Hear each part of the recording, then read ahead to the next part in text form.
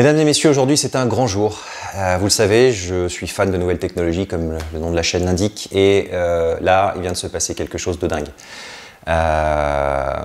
Mais vraiment un truc de dingue. On en parle juste après le générique.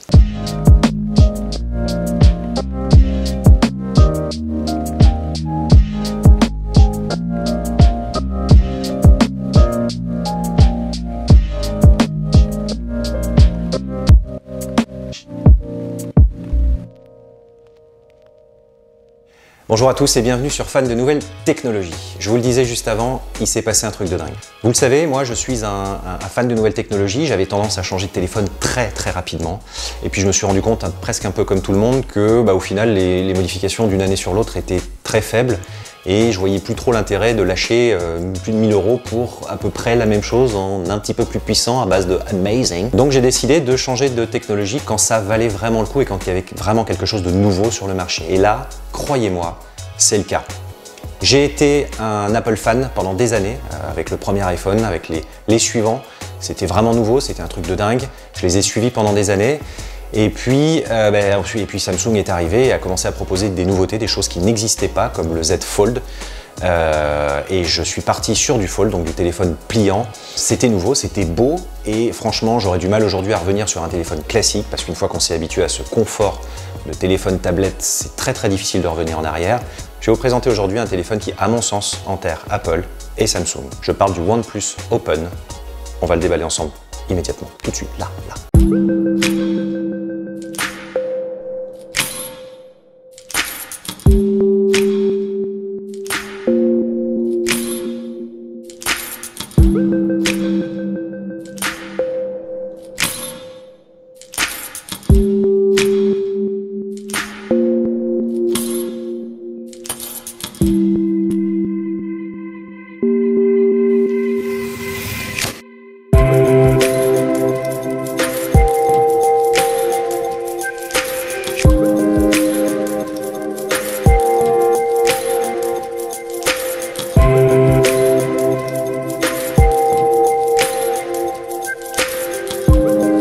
Oui, le OnePlus Open est absolument magnifique. Et croyez-moi, vous êtes très loin d'imaginer tout ce que je vais vous dire derrière. Première énorme différence, la taille de l'écran extérieur. Ici, vous êtes chez Samsung, chez un Z Flip. Ici, vous êtes chez OnePlus. On a ici la taille d'un téléphone comme l'iPhone 15 Pro, par exemple. Donc, un vrai téléphone. Ici, on a quelque chose de beaucoup plus étriqué, beaucoup plus fin. Donc, qu'est-ce qui se passait? Moi, avec mon Z, j'avais tendance, dès que j'avais quelque chose à faire, à ouvrir mon téléphone, faire ce que j'avais à faire et à refermer mon téléphone, comme un téléphone à clapet au final.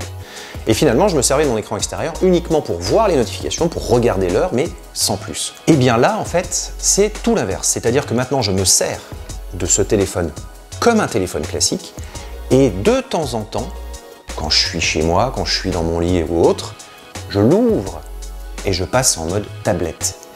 Là, j'ai un téléphone à clapet. Là, j'ai un téléphone et une tablette, ce qui est très différent. Autre différence marquante, la qualité des écrans. J'ai eu beaucoup de difficultés sur mes téléphones précédents, y compris le Z Fold, à voir, dès que j'étais en extérieur, en été par exemple, ce qu'il y avait sur mon écran. J'avais tendance à cacher mon téléphone, à me trouver de l'ombre pour voir ce qu'il y avait dessus. Il y avait un reflet de dingue qui n'existe évidemment absolument pas sur le OnePlus Open. Là, je peux être en plein été, dehors, en pleine lumière, peu importe, j'ai pas ce reflet et je vois ce qu'il y a sur mon téléphone. Et ça, c'est déjà super agréable.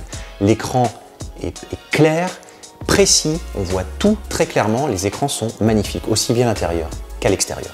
Je vous le disais, le téléphone ressemble à un vrai téléphone, c'est-à-dire qu'il est fin et très léger. C'est vraiment la première chose qui m'a marqué. Moi qui suis un habitué du Fold et pour avoir beaucoup de connaissances qui ont des iPhone 15 Pro, on est plus léger, voire plus fin sur l'épaisseur qu'un iPhone 15 Pro, par exemple. Autre grosse différence, puisqu'on parle de la concurrence, c'est la charnière. On est, comme sur la dernière mouture de Samsung, sur quelque chose de complètement fermé, ce qui n'était pas le cas de celui que j'avais avant, où là il y avait encore une petite ouverture et on voyait à travers. Et puis surtout, la charnière extérieure est beaucoup plus petite, beaucoup moins volumineuse. Et autre grosse différence, c'est à l'intérieur. Là, on est chez Samsung, on voit la pliure et on la sent Ici, c'est surprenant. Ils ont fait mieux que Samsung, alors que ça fait 5 ans que Samsung sort des téléphones pliants. On ne la voit pratiquement pas et on ne la sent pratiquement pas. Ils ont fait un truc de dingue en one shot. Franchement, chapeau OnePlus. Alors ouais, mais les matériaux, du coup, il est fabriqué comment ton truc? Alors, il est tout simplement fait avec des matériaux de l'aérospatiale. Titane, fibre de carbone, cuir écologique ouvert pour ceux qui préfèrent avoir un autre fond. Ouais, mais est-ce qu'il est puissant ton téléphone? Ouais, il est super puissant. Il a le dernier processeur Snapdragon 8 Gen 2, donc ça carbure à mort. Il a 16 Go de RAM et 512 Go de mémoire. Ok? Au niveau des logiciels, donc on est sur Android 13, et sur un système interne qui s'appelle Oxygen. Je ne connaissais pas Oxygen, moi je connaissais chez Apple et chez Samsung. Alors Apple, j'aimais beaucoup ce côté facile et animé. Par contre, ce qui m'énervait, c'est de ne pas pouvoir faire ce que je veux, comme je voulais. J'ai pas aimé le côté fermé d'Apple, mais j'ai bien aimé le côté animé. J'ai bien aimé le côté ouvert de Samsung, mais un peu trop rigide. Là, on a une espèce de symbiose entre les deux, avec un logiciel qui est plutôt très aéré, plutôt simple d'utilisation, très instinctif, bien pensé. Et franchement, j'adore. Un truc tout bête. À chaque fois que j'ai changé de téléphone pour passer d'iPhone à Samsung ou passer de Samsung à Samsung, j'étais obligé d'installer Smart Switch et autres systèmes pour changer de téléphone. Là, j'ai démarré mon téléphone et j'ai pas eu besoin d'installer quoi que ce soit. Il m'a dit, voilà, est-ce que vous changez de téléphone? Est-ce que vous voulez récupérer les infos d'un autre téléphone? J'ai mis mon autre téléphone à côté et ça s'est transféré tout seul, sans que je n'ai rien besoin d'installer ou de télécharger. Et déjà, juste ça, j'ai trouvé ça dingue. Pourquoi les autres ne font pas ça depuis des années en fait? Après, c'est des petits points de détail, mais qui sont à chaque fois importants finalement. J'ai des ampoules Philips Hue connectées. Avant, je devais aller dans l'application Hue. Je devais ensuite choisir l'ampoule connectée et l'allumer. Ici, maintenant, j'ai rien installé. Je vais directement dans mes raccourcis, j'appuie ici et ici, j'allume mes lumières. Voilà, c'est allumé. Et là, j'éteins. Un autre truc qui m'a bluffé, c'est la batterie. Je tiens 3 jours sans charger mon téléphone. Alors, juste un truc, je utilise beaucoup mon téléphone. Et je rappelle, c'est un téléphone pliant. Donc normalement, ça tient moins bien qu'un téléphone classique. Là, je l'ai utilisé pendant 3 jours. Normalement, utilisation classique, 3 jours. Autre chose, la charge est à 67 watts. Ça veut dire tout simplement que vous le mettez à charger 10 minutes le matin avant de partir, vous avez 50% de votre batterie qui est chargée. Et ça, c'est juste incroyable. Et c'est un autre point ultra positif. Autre chose de positif, alors oui, il s'ouvre, mais il est aussi certifié IPX4. Les Samsung fans vont me dire, ouais, mais le Z Fold 5 est certifié IPX8, on peut le mettre sous l'eau. Perso, je ne mettrai jamais un téléphone à ce prix-là sous l'eau. J'ai des connaissances qui l'ont fait pour essayer de faire des prises sous-marines. Le téléphone est mort, d'accord? Donc, perso, je ne le ferai jamais. Par contre, c'est rassurant, en étant IPX4, de savoir que si demain il se met à pleuvoir ou si je me fais asperger d'eau ou quoi que ce soit, eh bien, il sera protégé, tout simplement. Alors, on a vu le devant, mais l'arrière est quand même aussi incroyable. Regardez ça. Il est équipé de super caméra. Et ça aussi, c'est un énorme point positif. Une 48 mégapixels grand angle, une 64 mégapixels téléobjectif avec un zoom de fou, et une 48 mégapixels ultra grand angle. Alors, ils ont fait simple, ils ont travaillé avec Hasselblad. Alors, Hasselblad, pour ceux qui ne savent pas, c'est une marque qui travaille avec la NASA. Voilà, on reste dans des matériaux de dingue. Des caméras de dingue pour un téléphone de dingue, en même temps, c'est normal. Alors, pour les caméras avant, on en a deux, évidemment, on a celle-ci, et on en a une deuxième à l'intérieur quand on est en mode tablette.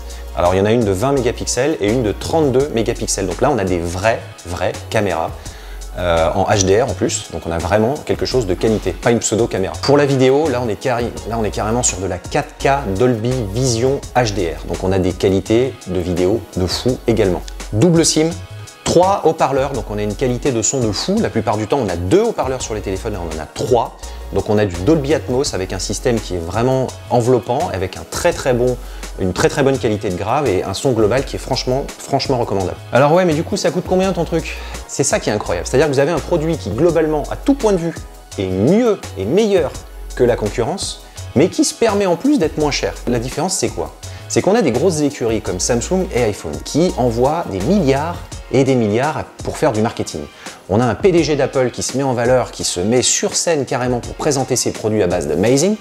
Et on a un fondateur de l'autre côté qui va plutôt jouer lui dans la discrétion et proposer des produits ultra haut de gamme à un prix le plus compétitif possible. OnePlus appartient à BBK Electronics. BBK Electronics, pour vous donner un ordre d'idée, c'est tout simplement le deuxième vendeur de téléphones au monde, juste derrière Samsung.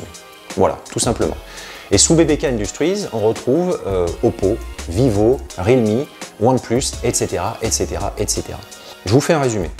Vous voulez un téléphone beau, léger, avec des écrans de fou, un très bon son, une qualité photo et vidéo exceptionnelle, un logiciel simple d'utilisation et super intuitif, le tout pour un prix plutôt abordable, et en plus, cadeau, une tablette vous est offerte.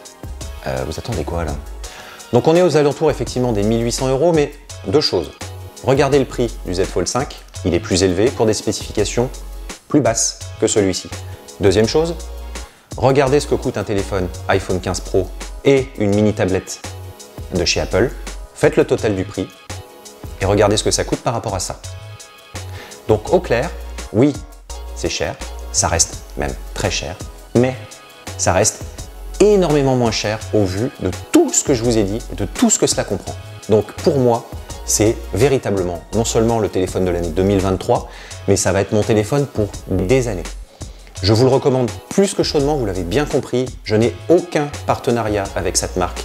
C'est une véritable découverte et un véritable coup de cœur. Je vous recommande le téléphone OnePlus Open sans aucune hésitation. Si vous avez des questions ou si vous êtes le détenteur également chanceux de ce téléphone, si vous avez des remarques, des choses à partager, allez-y dans les commentaires. Si vous avez aimé cette vidéo, je vous invite à la liker, ça peut aider la chaîne. Et je vous invite surtout à vous abonner parce que je vais vous faire encore plein de vidéos de dingue. Là, pour la fin de l'année, je suis en train de vous préparer quelque chose avec des caméras de folie. Donc abonnez-vous, comme ça vous serez prévenus au moment où elles sortent. En attendant, à tous, je vous souhaite d'excellentes fêtes de fin d'année. Profitez de vos proches, profitez de la vie, profitez, profitez, profitez. Ciao. Le précieux, c'est le précieux, l'anneau, c'est l'anneau. C'est le joufflu qui voulait prendre l'anneau.